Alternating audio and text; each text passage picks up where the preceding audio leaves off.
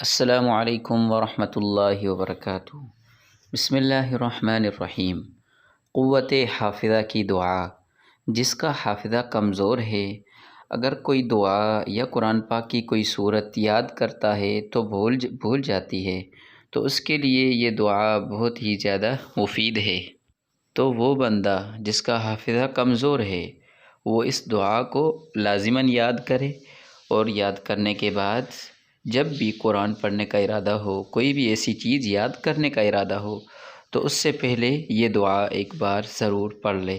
انشاءاللہ یہ دعا میں آپ کو پڑھ کے سناتا ہوں۔ بسم اللہ وسبحان اللہ ولا الہ الا اللہ واللہ اکبر ولا حول ولا قوة الا باللہ العلی العظیم۔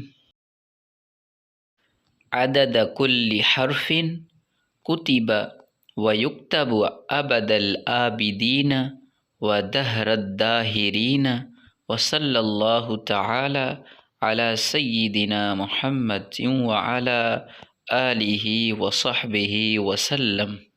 اس دعا کو لازماً پڑھنا ہے انشاءاللہ۔